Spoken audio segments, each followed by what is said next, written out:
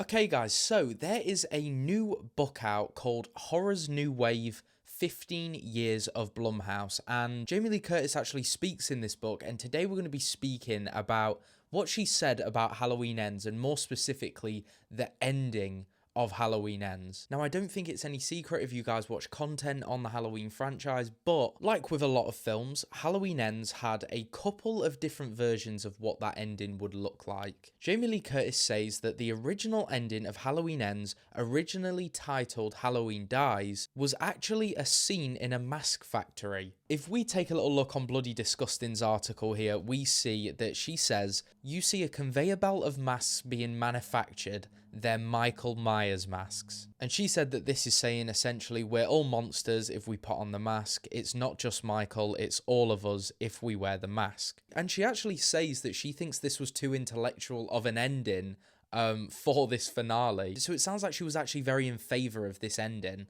And then to continue from that, there was another ending which we more so have heard about. I had definitely heard about the Silver Shamrock, style of ending, but the main one that went around that I saw anyway was the ending that essentially lent in, as it says here, to the transference of evil between Michael and Laurie when Michael died.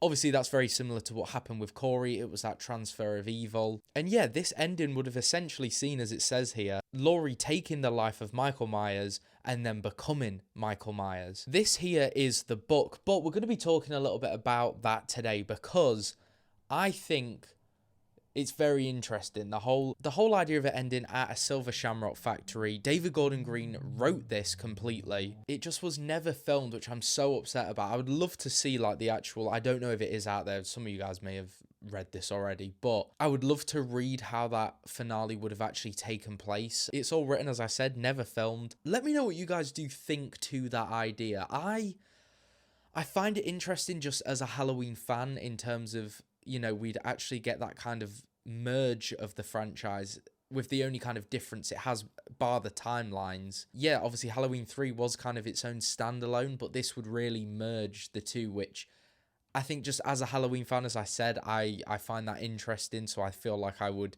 have got excited with that anyway. I do love the ending that we did actually get. I think while the film wasn't the strongest to a lot of people, I think that end battle with Michael and Laurie is so like, it's just them completely fighting each other, which is brilliant. I think the other ending, which is that Laurie, takes on that evil, I understand it. I get the kind of direction that would take it in, especially with what happened with Corey earlier on in the film. But I'm really glad that they didn't go with that. I don't like that at all. I don't feel like it really ends it the way it says it would, because it's like, well, what happens to Laurie then? How does it kind of end? So yeah, I think if I was to have to rank them, I would probably go with the ending we got at number 1, the Silver Shamrock at number 2, because I just would be so interested to see it. I don't know if I'd love it or hate it, depending on, what was written and how it kind of plays out.